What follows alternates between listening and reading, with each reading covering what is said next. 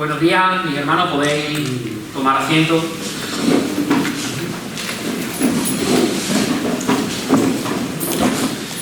Hace aproximadamente 2 meses estuvimos hablando acerca de la última declaración de Jesús que podemos encontrar en el Evangelio de Juan. Más concretamente estuvimos hablando acerca de la declaración de Jesús de yo soy la vid verdadera, que se encuentra en Juan 15, del 1 al 8. En resumen, estuvimos hablando que la intención de Jesús en este pasaje es explicar la relación tan íntima y vital de los creyentes con Jesucristo, por medio de una analogía tan conocida como podía ser la vid y las ramas. Así como las ramas dependen completamente de la vid para la vida, el sustento, el crecimiento y el fruto, de esa misma manera los creyentes también dependen completamente del Señor para su vida y crecimiento espiritual. Y tal como las ramas no pueden dar frutos por sí solos, nosotros los creyentes tampoco podemos dar fruto por nosotros mismos. Separados de Cristo, no podemos dar fruto. Nuestras vidas, al estar unidas a Jesús, ¿qué van a producir, hermanos? Van a producir los frutos de Jesús, el carácter de Jesús. Y debemos entender, hermanos, que el cristiano no brilla con luz propia. El cristiano brilla y refleja el brillo de Jesús. También vimos que esta vida en Cristo implica necesariamente dar fruto. ¿Y a qué clase de fruto se está refiriendo Juan? Llegando a la conclusión de que el fruto al que se refiere Juan es un estilo de vida que refleja el carácter de Cristo. O dicho de otra manera, es la vida de Cristo vivida y manifestada a través de nuestra vida. Lo vuelvo a repetir. El fruto al que se refiere Juan es la vida de Cristo vivida y manifestada a través de nuestras vidas. El único mandamiento que encontrábamos en esa parte, los que estuvimos aquí, es que permanezcamos en Cristo, que permanezcamos en Jesús, a que no nos separemos de Jesús. ¿Por qué entonces son importantes los frutos? Y vimos que los frutos son el resultado y la evidencia de esa permanencia en Cristo. Por tanto, permanecer en Cristo es el requisito indispensable para que nuestras vidas den fruto. Muchas veces en la iglesia nos centramos más en las actitudes y en los comportamientos externos que tenemos cada uno de nosotros. Sin embargo, esa no es la raíz del problema. La raíz del problema es que cuando tenemos esas conductas negativas, cuando tenemos esos comportamientos negativos, ¿sabes por qué es, hermano? Porque pasamos poco tiempo con Jesús. Porque pasamos y tenemos poco tiempo de comunión con Jesús. Porque ¿sabes qué, hermano? Cuando pasamos tiempo con Jesús, nuestras actitudes cambian. Nuestras perspectivas cambian. Nuestro comportamiento cambia. Cuando Jesús permanece en nosotros, sus mandamientos superan los nuestros. Sus prioridades superan las nuestras. Porque cuanto más tiempo pasamos con Cristo, con más claridad será manifestada la vida de Jesús a través de la nuestra. Y viendo todo esto de una manera muy rápida, de lo que vimos hace 2 meses, vamos a continuar esa historia. Vamos a continuar estudiando ese pasaje que se encuentra en Juan 15, del 12 al 15. En esta mañana el pasaje que vamos a tocar se encuentra en Juan capítulo 15, versículos del 12 al 15. Juan capítulo 15, versículos del 12 al 15. Y dice así la palabra del Señor. Dice: este es mi mandamiento, que os améis unos a otros como yo os he amado. Nadie tiene mayor amor que este, que uno ponga su vida por sus amigos. Vosotros sois mis amigos si hacéis lo que yo os mando. Ya no os llamaré siervos, porque el siervo no sabe lo que hace su señor. Pero os he llamado amigos, porque todas las cosas que oí de mi Padre os las he dado a conocer. Ahora Jesús cambia totalmente la forma de hablar y de dirigirse a sus discípulos. Anteriormente se estaba refiriendo con una analogía de la vid y los pámpanos. Pero ahora, en este momento, Jesús se refiere a sus discípulos de una forma completamente rara, llamándole sus amigos. Versículo 14. Vosotros sois mis amigos si hacéis lo que yo os mando. Este detalle puede pasar desapercibido o sin importancia, pero en todas las escrituras, al único que Dios llama su amigo es al patriarca Abraham. La idea de ser un amigo tiene su trasfondo. Existía una costumbre en las cortes del emperador romano y en la de los reyes occidentales, donde en ellas había un grupo muy selecto de amigos del rey. Y esos amigos del rey tenían unos privilegios que el resto de personas no tenían. Ese grupo cercano de amigos del rey podían interrumpir al rey en cualquier momento para comentarle cualquier cosa. Incluso esos amigos del rey dicen que podía ir hasta cuando se levantaba el rey, podían interrumpirle el sueño para saber algo que había pasado en sus vidas. Estos amigos del rey eran informados incluso antes que los gobernantes, que los generales de los ejércitos. Esta gente era personas que tenían una relación íntima y estrecha con el rey. Él estaba hablando, Jesús estaba hablando a sus discípulos, refiriéndose a que eran sus amigos. Pero un poco más adelante, en Juan 17, y no hace falta que vayáis, vemos que todos los creyentes son incluidos dentro de ese grupo de amigos de Jesús. Hermano, déjame decirte una cosa. Si tú eres un verdadero creyente, tú eres un amigo de Jesús. Aleluya. Tú eres un amigo de Jesús. Amén. Somos amigos de Jesús. Y esto es un privilegio tremendo, hermano. Amén. Pero al mismo tiempo es una gran responsabilidad. Aleluya. Y en esta mañana vamos a analizar dos responsabilidades que tenemos como amigos de Jesús. La primera responsabilidad y lo primero que tenemos que hacer es que los amigos de Jesús se aman unos a otros. Dice la Escritura en el versículo 12: este es mi mandamiento, que os améis unos a otros como yo os he amado. Nadie tiene mayor amor que este, que uno ponga su vida por sus amigos. Y es curioso, hermano, porque en el versículo 10 dice: si guardareis mis mandamientos, permaneceréis en mi amor. ¿Cuál mandamiento, Señor? Que os améis unos a otros. Este no es el único mandamiento que los creyentes debemos de obedecer, pero el que obedece este mandamiento, en cierto modo, está obedeciendo todos los demás. Pablo dice en Romanos 13:8: no debáis nada a nadie, sino el amaros unos a otros. ¿Por qué? Porque el que ama al prójimo ha cumplido la ley. Porque si amamos a una persona con amor genuino, no vamos a violar ninguno de los mandamientos en perjuicio de ese hermano.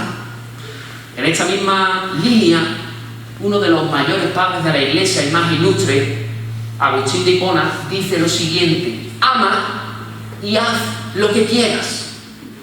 Esta frase en un mundo tan relativista se ha distorsionado, pero este hermano lo que quería decir es que cuando nosotros amamos de manera correcta a un hermano, tú no vas a hacer nada en contra de ese hermano.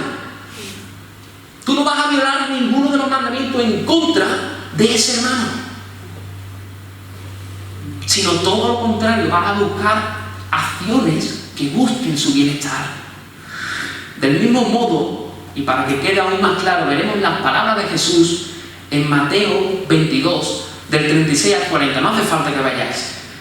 Cuando Jesús es preguntado, en ese pasaje Jesús es preguntado sobre cuál es el gran mandamiento. A Jesús le preguntan cuál es el gran mandamiento, Jesús. A lo cual el Señor contesta: amarás al Señor tu Dios con todo tu corazón, con toda tu alma y con toda tu mente. Pero además dice que el segundo es semejante: amarás a tu prójimo como a ti mismo. Y dice, de estos dos mandamientos dependen la ley y los profetas. El primer mandamiento, hermanos, el de amarás al Señor tu Dios con todo tu corazón, que dice el Señor, puede resumirse en la primera tabla de los 10 mandamientos. ¿Por qué, hermano? Porque cuando tú amas al Señor con todo tu corazón, con toda tu mente, con toda tu alma, tú no vas a tener a los dioses. Tú no vas a adorar a imágenes. Tú no vas a poner el nombre del Señor en vano. Y dice además que cuando tú amas a tu prójimo, es evidente que tú no lo vas a matar. Es evidente que tú no vas a cometer adulterio. Es evidente que tú no le vas a robar a tu hermano. ¿Por qué? Porque tú lo amas. En eso se resume la ley. Además, el segundo mandamiento, el de amar a tu prójimo, es consecuencia del primer mandamiento. Dice la palabra: porque si alguno dice yo amo a Dios y aborrece a su hermano, es mentiroso. Pues el que no ama a su hermano a quien ha visto, ¿cómo puede amar a Dios a quien no ha visto? Primera de Juan 4:20. Ahora la pregunta que nos podemos hacer es la siguiente, hermano: ¿qué clase de amor demanda Jesús de sus amigos? Volvemos de nuevo al versículo 12 y 13 que dice: este es mi mandamiento, que os améis unos a otros, ¿cómo, hermano? Como yo os he amado. Nadie tiene mayor amor que este, que uno ponga su vida por sus amigos. El amor que Jesús quiere ver en los creyentes es un amor como el suyo. Y recuerda que una hora más tarde Jesús iba a dar su vida por sus amigos. En griego, el término mayor que aparece ahí es un término que conocemos, es un término que lo conocemos bastante bien. Por ejemplo, cuando yo voy al McDonald's o voy al Burger King a pedir un menú, y yo pido el menú y la dependienta me dice que si quiero hacer el menú gigante. Cuando esa mujer te está diciendo si lo quiere hacer gigante, tú sabes que el menú es grande, es bastante grande, es gigante.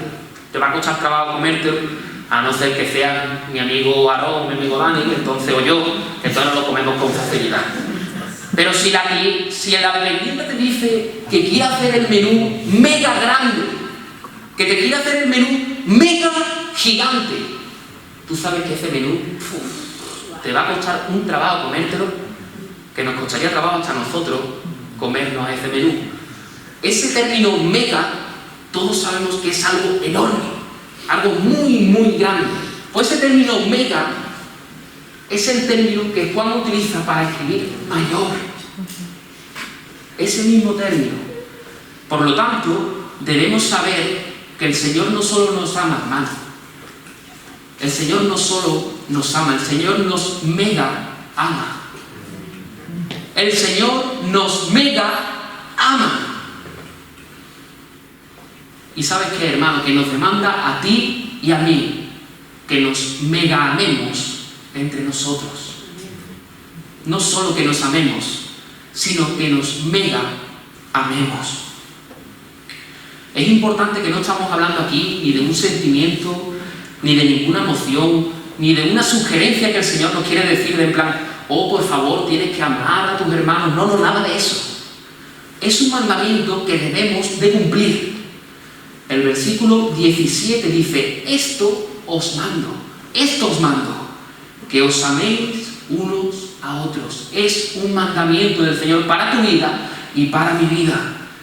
Por lo tanto, nosotros debemos escoger amar como Cristo nos ama. Aquí no se está hablando de sentir algo, aunque es evidente que el que ama siente cosas. pero se está hablando de un mandamiento que dice que tengo que amar a mi hermano. Cuando nosotros no amamos, hermanos, es fácil, es porque hemos decidido no amar a ese hermano, por algo que nos ha hecho, por algo que ha dicho, por él. Pero nosotros hemos decidido no amar a ese hermano. Sin embargo, hermanos, y es muy interesante, el Señor decidió amarnos, incluso cuando tenía 1.000.000 de razones para no hacerlo. El Señor decidió amarte a ti y amarme a mí, aun cuando tenía 1.000.000 de razones para no hacerlo. Lo que Jesús nos está pidiendo aquí como amigo suyo es que amemos a los hermanos de la iglesia como Cristo nos amó. Y el interrogante que me surge ahora es, ¿nosotros podemos amar así? ¿Nosotros tenemos la capacidad de amarnos como el Señor nos ama? La respuesta evidentemente es un rotundo no. No, hermano. Una vez hablando con un joven me dijo que la vida cristiana es difícil. ¿Y sabe lo que yo le dije? Que la vida cristiana no es difícil, es imposible.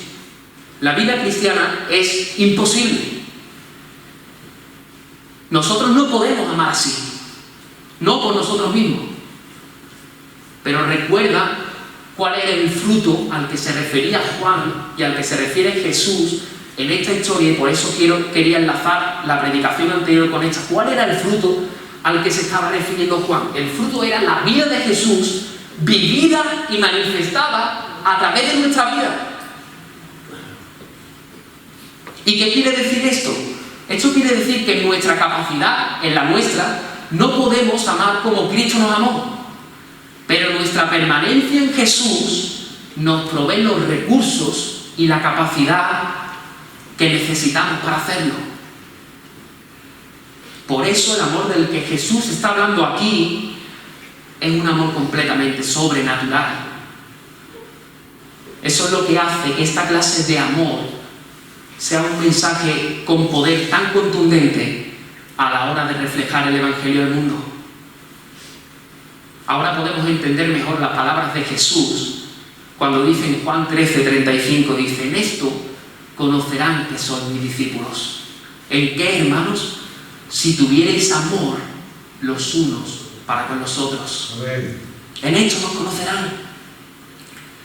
Por supuesto, hermano, esto no quiere decir que los creyentes podamos amar sin límite. Esto no quiere decir que los creyentes vamos a amar de manera perfecta al hermano, pero debemos rescatar principios y cualidades de ese amor. ¿Para qué? Para nosotros poder reflejar ese amor a otros. Entre muchas cualidades que podríamos destacar del amor, nos centraremos en dos muy importantes. Y la primera de ellas es que los amigos de Jesús se aman unos a otros con un amor sacrificial, con sacrificio, hermano. Permíteme un razonamiento que lo he escuchado tantas veces de jóvenes, de gente no joven. He escuchado tantas veces este razonamiento que dice: es que nadie se preocupa por mí, es que nadie me llama, es que nadie pregunta cómo estoy, a nadie le importa. ¿Te suena, hermano, ese razonamiento? Con este razonamiento, por lo que yo he podido ver, las personas llegan a tres conclusiones diferentes. La primera es irte de la iglesia. Hay hermanos que han tenido tan decepción con la gente de la iglesia que han dicho: me voy, adiós. Hay otra gente que ha llegado al razonamiento de, y este es muy típico: si no me preocupo yo de mí mismo, ¿quién lo va a hacer? ¿Verdad? Si no me preocupo yo de mis cosas, de mi bienestar, ¿quién lo va a hacer? Si a nadie le importa. Y el tercero es entrar en una tristeza y una decepción que te come por dentro.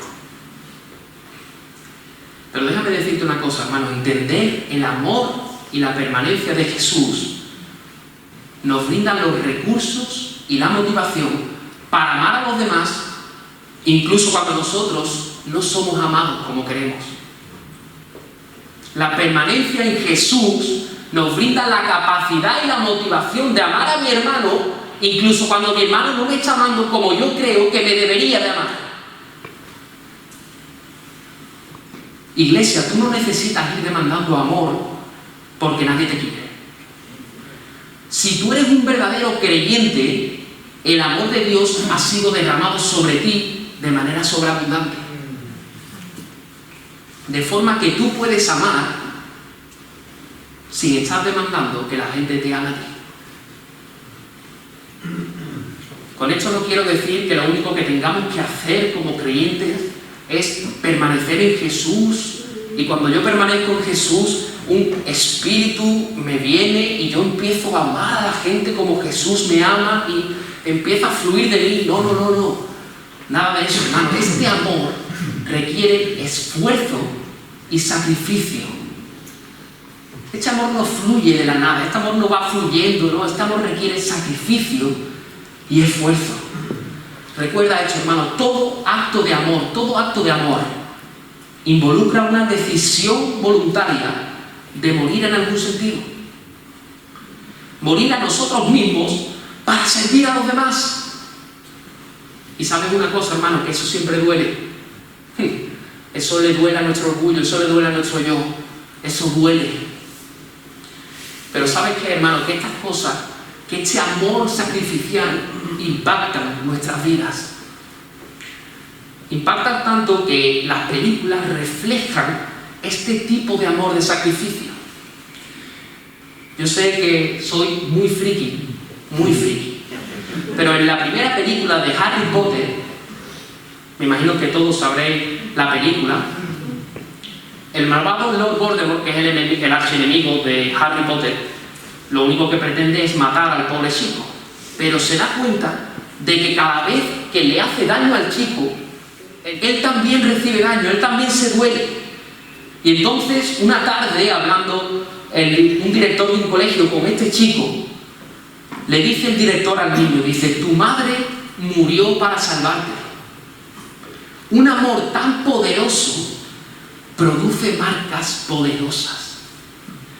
Haber sido amado tan profundamente nos deja para siempre una protección. ¿Y por qué nos conmueven tanto estas historias, hermanos? Porque sabemos que el amor de sacrificio cambia las vidas. El amor sacrificial cambia las vidas. Y sabemos que cualquier persona que haya marcado tu vida o mi vida hizo un sacrificio por ti. Dio un paso al frente. Entregó, pagó o soportó algo para que nosotros no tuviésemos que hacerlo. Esas son las vidas que nos impactan. Pero pasemos de una película, pasemos de la ficción a la realidad, a la vida real. Pues claro que el verdadero amor es doloroso. A Jesús le costó la vida. A Jesús le costó la vida. Para Jesús, entregarse implicó asumir todo el proceso de redención por nosotros. Jesús tuvo que pasar la agonía del Getsemaní, los juicios injustos, los azotes, la corona de espinas, el tormento de la crucifixión y el abandono del Padre en la cruz. Nunca será fácil amar, hermano, nunca será fácil. Y siempre involucra una decisión que va en contra de nuestro orgullo y de nuestro egoísmo. Amén.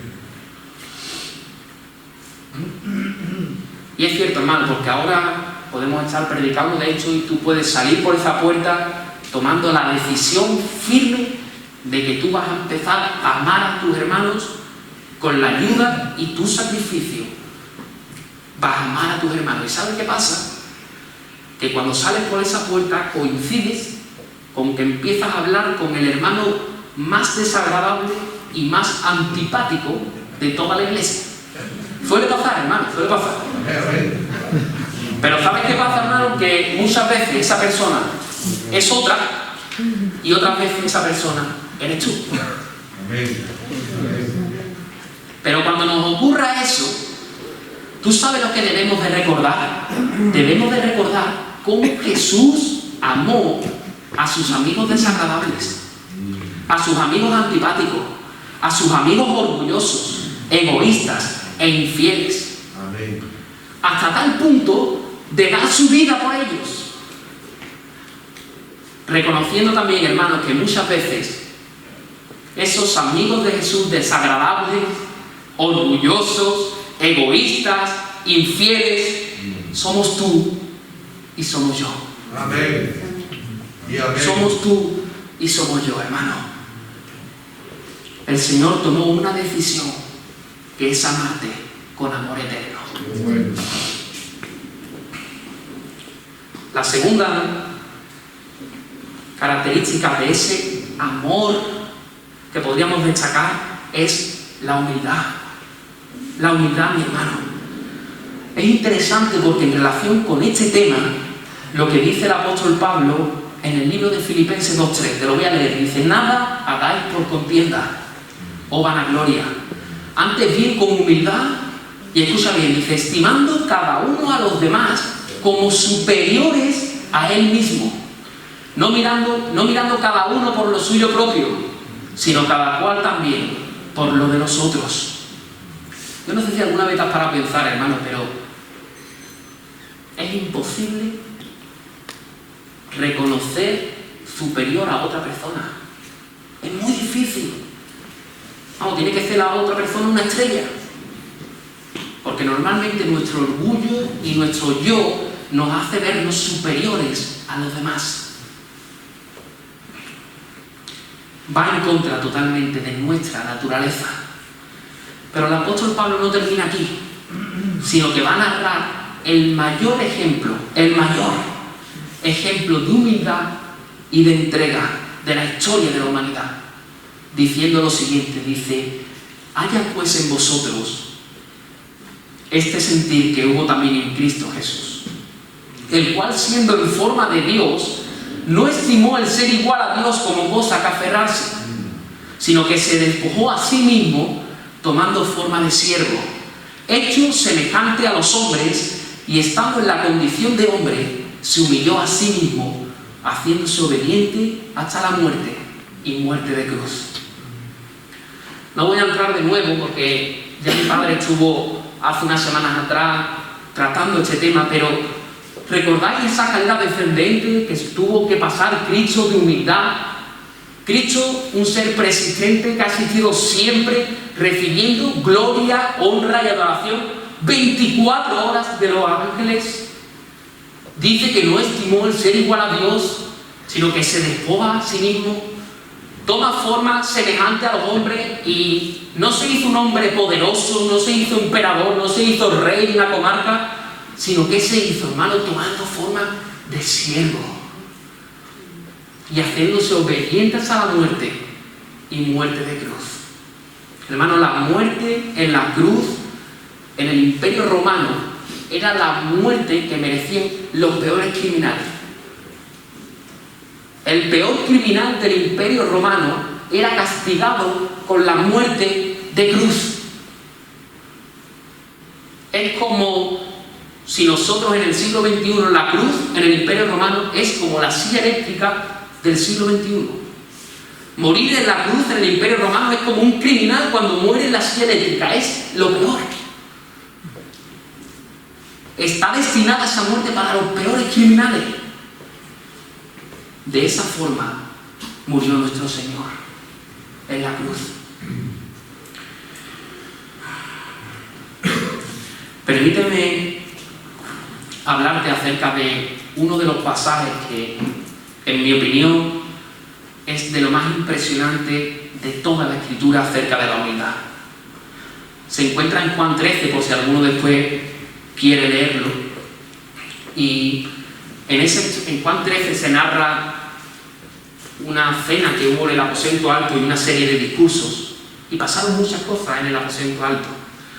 Pero como a veces dice que una imagen vale más que 1000 palabras, vamos a escenificar lo que pasó en ese momento, y es lo que yo quiero destacar en esta mañana. Pero antes, evidentemente, de llegar al aposento alto, los discípulos tuvieron que hacer un recorrido, ¿verdad? No se llega a un piso, por así decirlo, de cualquier manera. Evidentemente, en aquella época no había coches, no había aviones, entonces la gente se transportaba andando. Entonces mi amigo Aarón va a representar a los discípulos, ¿vale? Y yo voy a representar a Jesús en esta historia. Entonces los discípulos y Jesús comienzan a andar, comienzan a recorrer ese camino, ¿vale? Hasta llegar al aposento alto. Durante este trayecto tan corto, donde el suelo está asfaltado, donde mi amigo Aarón tiene unos tenis preciosos, en aquella época era un trayecto muy largo, hermano. Era un trayecto muy largo. No era este trayecto tan cortito, ojalá, ¿no? Pero no, era un trayecto largo, fatigado. ¿Y sabes qué pasa? Que este suelo está asfaltado, pero en la época del Imperio Romano había calles asfaltadas, pero la mayoría eran de tierra. La mayoría de caminos eran de tierra, hermano. Y por si fuera poco, yo llevo unas Adidas blancas, mi amigo Aarón lleva unos tenis preciosos. En aquella época no se llevaban las Adidas blancas. En aquella época los discípulos iban en sandalias. Los discípulos y Jesús iban en sandalias. Entonces tú imagínate ese polvo del camino, cómo se te impregna en el zapato, cómo se te va impregnando, no en el zapato, ¿no? Se te impregna ya en el pie y se mezcla, porque tú empiezas a andar y evidentemente los seres humanos sudamos, ¿verdad? Entonces el pie comienza a sudar, la tierra y el polvo del camino se queda pegadito con el sudor en el pie. Un lujo, un lujo. Entonces, ¿qué pasa? Que los discípulos y Jesús llegan al aposento alto y en la costumbre judía, cuando unos invitados entraban a una casa, se les limpiaban los pies debido a que era un acto de cortesía y además porque esos pies tremendamente sucios tendrían que ser limpios antes de entrar en la casa. ¿Qué pasa? Que no había ningún siervo en ese aposento alto. Pero antes de que te diga lo que pasó, déjame decirte, porque claro, ese trayecto fue muy largo, ese trayecto fueron de horas. Los discípulos hablarían, ¿verdad? Los discípulos empezarían a hablar unos con otros. Yo me imagino que a lo mejor empezarían a hablar con Jesús: Jesús, dime esto, dime lo otro, enséñame. Pero tú sabes lo que pasó, hermano, tú sabes cuál fue el tema de conversación de los discípulos en ese trayecto. ¿Quién iba a ser el más grande en el reino de los cielos? El tema de conversación de los discípulos era quién iba a ser el más grande en el reino de los cielos. Increíble, ¿verdad? Me imagino que empezaría Pedro a discutir con Andrés: no, porque yo hice esto, no, porque yo fui a predicar, no, porque yo fui a tal aldea, no, porque tú, no, porque yo, no. Horrible. Horrible, ¿verdad? Entonces llegan al aposento alto, llegan al lugar. ¿Y qué hubiera sido lo lógico, hermano? ¿Qué hubiera sido lo más normal? Pues lo más normal es que un discípulo se le encendiera la luz y dijese: voy a limpiar los pies de los discípulos y del maestro. Pero para sorpresa de los discípulos, para sorpresa de Jesús, a nadie se le ocurrió esa gran idea. ¿Y sabéis qué es lo que ocurrió en la historia? Algunas ya la conocéis. Dice que Jesús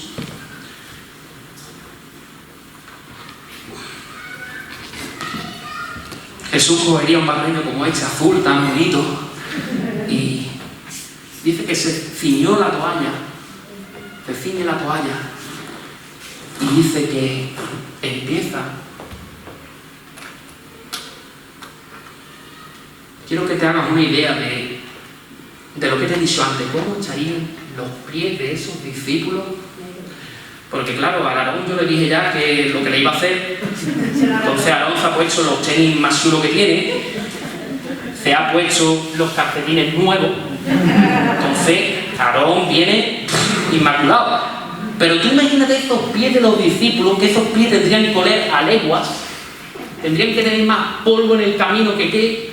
Y tú imagínate al Rey de Reyes, al Señor de Señores, limpiándole los pies a sus discípulos.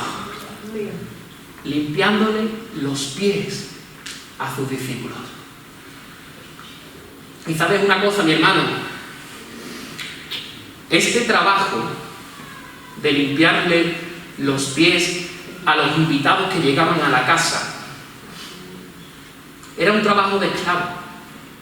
Este trabajo era un trabajo de esclavo. Gloria a Dios. Aleluya. Y no solo de esclavo, hermano. El esclavo que llevaba 40 años en la casa sirviendo ya, no hacía este trabajo. Ya era un esclavo, era esclavo, pero tenía ya un poquito ya de glamour dentro de la casa, ¿verdad? Este esclavo, el esclavo que hacía este trabajo, era un adolescente. Era el esclavo que llevaba 3 días en la casa. Yo este acontecimiento lo hice también con los jóvenes, les dije que este trabajo era de un esclavo, pero era de un esclavo pringado. Era de un esclavo pringado, hermano. Este trabajo es de un esclavo pringado. Eso es como cuando nos llaman a trabajar, ¿verdad? Porque a todo el mundo espero que nos hayan llamado para algún trabajo y somos nuevos. Ten claro que las cosas que nadie quiere hacer, las vas a hacer tú. Cuando yo entraba en un restaurante a trabajar, al que le tocaba tirar la basura era a mí, al más pringado, al que llegaba nuevo. Pues esto era igual. El esclavo más nuevo que llegara a la casa era el esclavo que le tocaba limpiar los pies. El esclavo pringado. Pero este no es un esclavo pringado, hermano. Esto es el Creador limpiando los pies a su criatura. Jesús, el Creador del cielo y de la tierra, sirviendo como esclavo a su criatura. Aleluya. ¿Sabes una cosa, hermano? ¿Sabes lo que pasó en esta cena? Que mientras todos querían ser grandes, el grande, el más grande, se humilla para hacer un servicio de esclavo como muestra de amor sincero.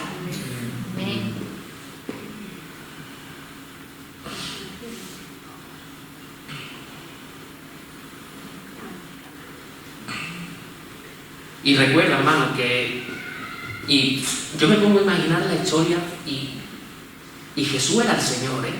Jesús seguía siendo el Señor, ¿eh? Y tú te imaginas a Jesús controlando el latido de cada discípulo.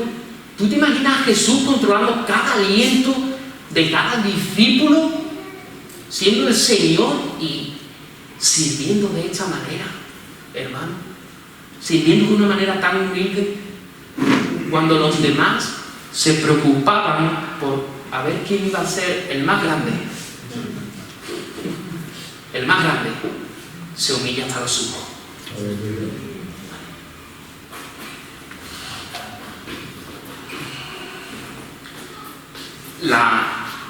La escena, hermanos, la escena es preciosa, ¿verdad?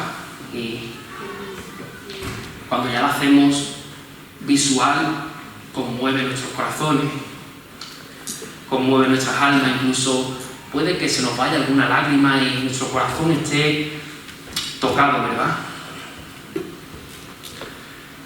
Pero Jesús no hizo esto para que sus discípulos se pusieran a llorar o para que sus discípulos se pusieran conmovidos o para que nosotros incluso nuestros corazones se conmovieran por lo bueno que era Jesús. ¿Tú sabes cuál es el llamado de Jesús con esta cena? Haz tú lo mismo. Haz tú lo mismo. Este es el llamado que Jesús hace a sus amigos. Haz lo mismo. Ama de la misma manera. Humíllate de la misma manera. Haz tú lo mismo. Hermano, el Señor nos dice que nos dejemos de tantas tonterías, que nos dejemos de tantas comparaciones, murmuraciones, pleitos, enfados tontos que surgen en la iglesia y que nos comencemos a amar como los amigos de Jesús están llamados a amar. Que nos dejemos de tonterías y que empecemos a amarnos los unos para con los otros. Uno de mis autores preferidos, A.W. Tozer, Dice, no hay nada que podamos hacer para que Jesús nos ame más. No hay nada que podamos hacer para que Jesús nos ame más. Ni tampoco podemos hacer nada para que Jesús nos ame menos.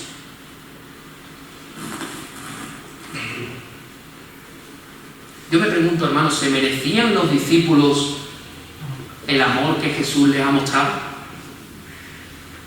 ¿Se merecen los discípulos el amor de Jesús? Evidentemente, con esa actitud orgullosa y egoísta de los discípulos, seguro que no. Pero ¿sabes qué, hermano? Que Jesús decidió amarlos y decidió amarlos hasta el final. Y esa es nuestra esperanza, hermanos, de que Jesús nos ama y no solo nos ama hoy, sino que nos va a amar hasta el final. Esa es la esperanza del creyente.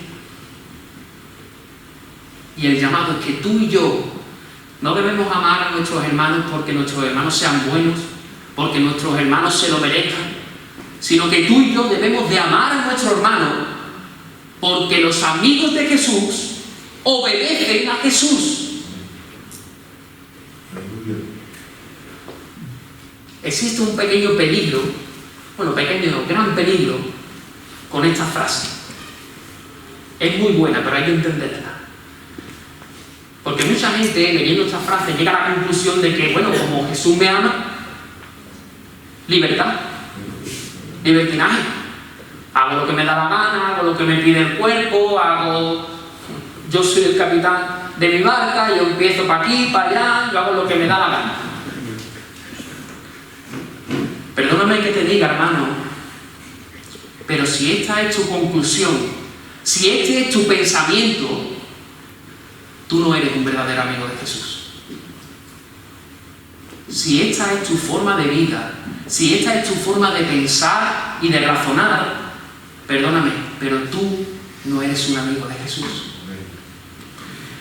Podrás asistir a la iglesia, podrás leer la Biblia, podrás orar, podrás hacer lo que tú quieras, pero tú no eres un verdadero amigo de Jesús. ¿Sabes por qué, hermano? Porque los amigos verdaderos de Jesús obedecen a Jesús.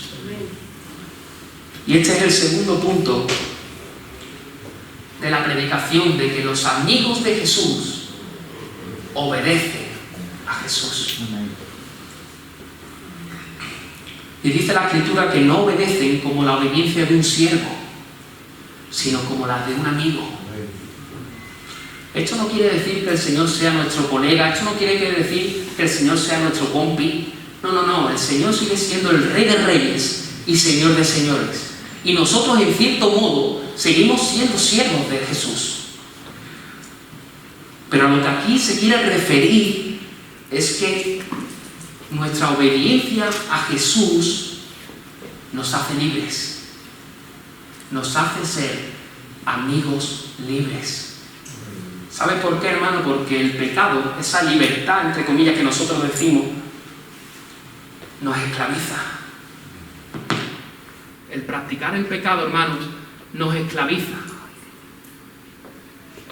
Y sin embargo, el amar y el obedecer a Jesús nos hace libres. Amén. Nos hace libres. Y no es lo mismo, hermanos, no es lo mismo. Da igual, creo. Si no alzo un poquito más la voz, se me escucha bien, ¿verdad? Sí. Se me escucha bien. No es lo mismo obedecer a Jesús siguiendo una serie de normas. Tengo que hacer esto, tengo que hacer lo otro, tengo. Eso es legalismo, hermano. Eso es legalismo, eso no es la vida cristiana. La vida cristiana no es una serie de normas que yo tenga que cumplir para querer agradar más al Señor. Eso no es la vida cristiana, eso esclaviza, eso es legalismo. ¿Tú sabes la obediencia que quiere el Señor? El Señor quiere una obediencia, hermanos, meditada. Una obediencia donde yo tenga que pensar y tenga que decir, ¿qué puedo hacer yo hoy para buscar agradar al Señor? ¿Qué es lo que puedo hacer yo hoy para obedecer al Señor? ¿Sabéis una cosa, hermanos? Lo que tenemos que buscar los creyentes es la sonrisa de Jesús. Obedecerle al Señor para que tú te lo puedas decir, oh Señor, quiero buscar tu sonrisa. Quiero buscar tu sonrisa obedeciéndote.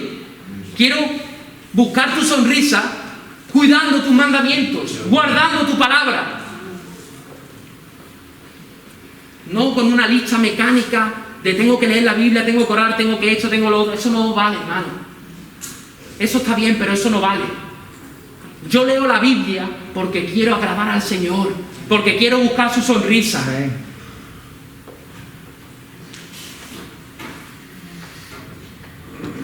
Es curioso, hermano, porque cuando eres padre, ¿no? Y tienes a 2 hijos, cuando uno de los hermanos hace algo bueno por el otro, tu corazón empieza a rebosar de alegría, ¿verdad? Empieza a salirte una sonrisa dentro de ti porque estás viendo que uno de tus hijos está haciendo un bien a otro de tus hijos. Esa es la sonrisa que creo que se le tiene que quedar a Jesús cuando nos ve amarnos unos a otros. Cuando ve a sus hijos haciéndole el bien unos a otros. Y cuando esos hermanos, en vez de hacerle el bien, se están pegando. Y cuando uno le pega 3 tortas al otro hermano. El padre va a amar igual a sus hijos. Es cierto, no lo va a amar menos. Pero es verdad que el corazón del padre se entristece. Hay pena en su corazón porque está viendo a sus hijos matándose uno entre ellos, matándose entre los dos. Y hermano, muchas veces el corazón del Señor creo que se tiene que entristecer de vernos a nosotros en pleitos, murmuraciones, tonterías, matándonos unos a otros. Busquemos la sonrisa de Jesús. Busquemos su sonrisa. Busquemos hacernos el bien. Y para terminar, mientras que los hermanos de la alabanza van subiendo, nosotros, hermanos, tenemos un gran privilegio al ser considerados como un amigo y amiga de Jesús. Este privilegio no puede llenarnos de orgullo o arrogancia. Todo lo contrario, hermanos, sino más bien a vivir en consonancia con nuestro privilegio. Los amigos de Jesús obedecen a Jesús y por eso mismo nos amamos unos a otros. Déjame hacerte una pregunta, hermano. ¿Qué tanto estás reflejando tú esa realidad? ¿Qué tanto estás amando tú a tus hermanos?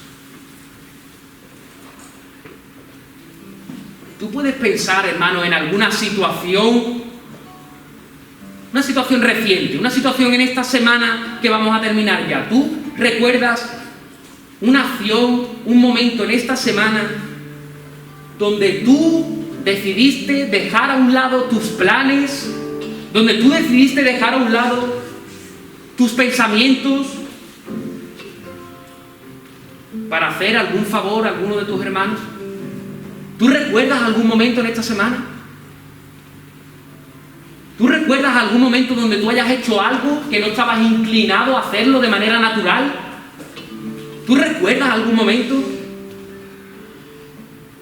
Piensa en esta semana que está terminando. ¿Te has acercado a alguien para servirle? Y ya no te hablo dentro de tu círculo de amistad en la iglesia. ¿Tú has servido a alguno de tus hermanos por el simple hecho de ser un hermano tuyo?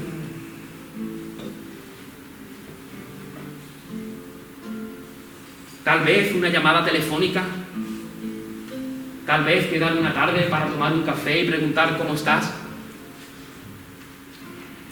Tal vez un WhatsApp, no lo sé. Pero ¿has hecho algo, hermano, en concreto que tú puedas recordarlo en esta semana? ¿Estás tratando de manera consciente de darle muerte a tu orgullo y a mi orgullo? ¿Al egoísmo de nuestro corazón? Y tú sabes lo que nos lleva al egoísmo y al orgullo en nuestro corazón, a pensar que mi problema y a pensar que tu problema es el más importante de todos los demás. A que mi problema es peor que el vuestro. A que tu problema es peor que el de todos. Pero a ver si te das cuenta, hermano, de una vez, que tú no eres el centro de la historia. Que tú no eres el centro de la historia. Que el centro de la historia y de tu vida y de mi vida tiene que ser Jesús. Amén. Gloria a Dios. Y tú sabes a lo que nos llama Jesús: a obedecerle. Amén. Y porque le obedecemos, nos amamos unos a otros.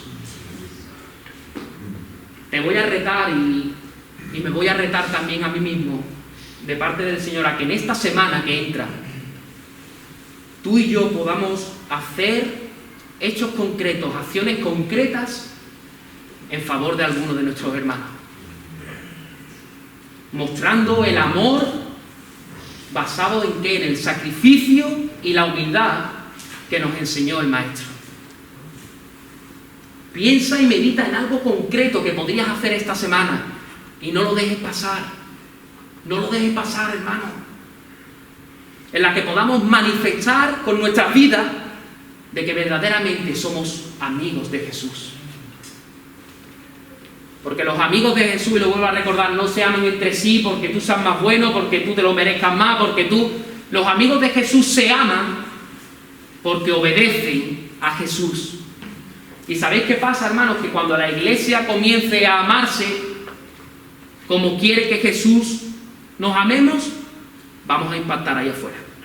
Amén. Cuando la iglesia, de una vez por todas, empiece a amarse unos a otros como pide Jesús que sus amigos lo hagan, entonces impactaremos ahí afuera. Mientras que aquí nosotros no nos amemos unos a otros, allá afuera no vamos a impactar a nadie, hermano. Este llamado empieza en casa. Este llamado empieza en tu casa y en mi casa, en tu iglesia y en mi iglesia, a que nos amemos unos a otros como Jesús nos manda, y que nosotros seamos amigos de Jesús obedientes.